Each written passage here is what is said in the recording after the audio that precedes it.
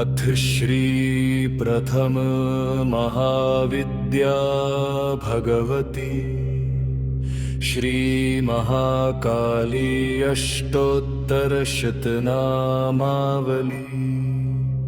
ॐ काली नमः। ॐ महाकाली नमः। ॐ कराली नमः।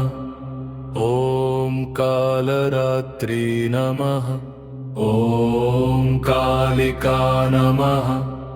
ॐ भीमदेवी नमः। ॐ भयहरिणी नमः। ॐ श्मशानवासिनी नमः। ॐ मुक्तकेशी नमः। ॐ दिगम्बरा नमः। ॐ रक्तनेत्रा नमः।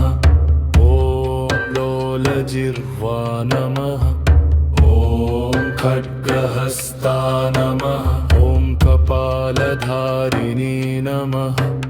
ॐ मुण्डमाला विभूषिता नमः। ॐ प्रेतवाहिनी नमः। ॐ महाभीमा नमः। ॐ रौद्ररूपा नमः। ॐ दैत्यनाशिनी नमः। ॐ असुरमर्दिनी नमः। कालभेदिनी नमः। ॐ महाशक्ति नमः। पराशक्ति नमः। ॐ आदिशक्ति नमः। ॐ योगनिद्रा नमः। ॐ योगनिद्रा नमः। ॐ महामाया नमः। ॐ तामसी नमः। ॐ त्रिगुणात्मिका नमः। ॐ निर्गुणा नमः। ॐ सगुणा नमः।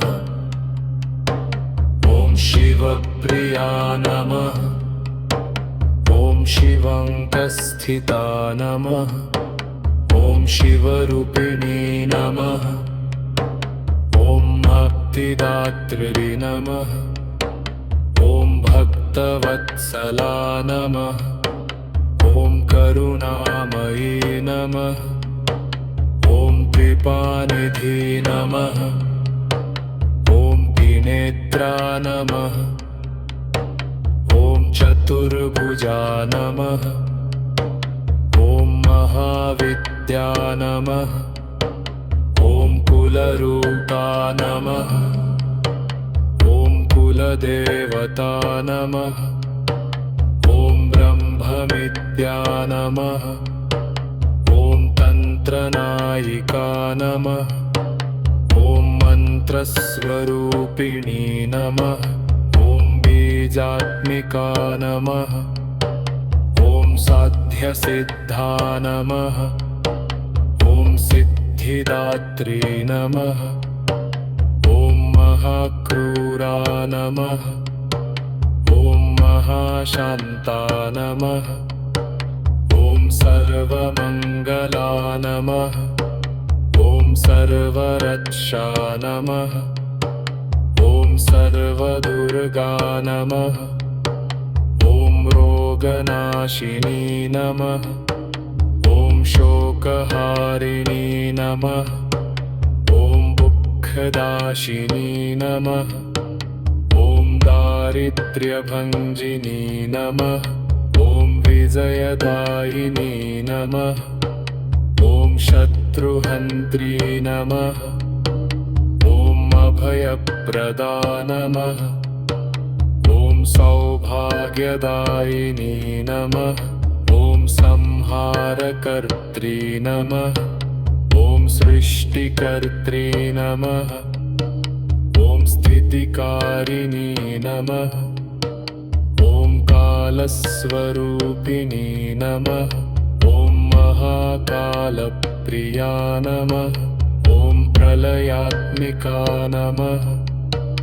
ॐ चिन् चिन्मये नमः। ॐ आनन्दमये नमः। ॐ ब्रह्मानन्दप्रदा नमः। ॐ शुद्धसत्ता नमः। ॐ भुक्तिमुक्तिप्रदा नमः। ॐ लेखरञ्जनन्नाराधिता नमः।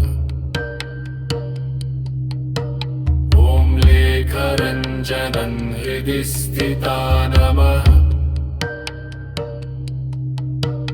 ॐ लेखरञ्जनन् रचिता नमः। ॐ लेखरञ्जनन् पूजिता नमः। ॐ लेखरञ्जनन् प्रसन्ना नमः। इति श्री भगवती काली अष्टोत्तरशतनामावली सम्पूर्णा।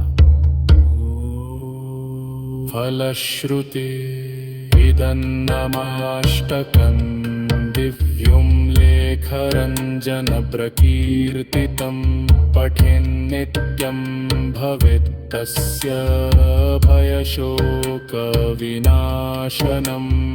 रोगदुःखदरिद्राणि नश्यन्ति नात्र संशयः।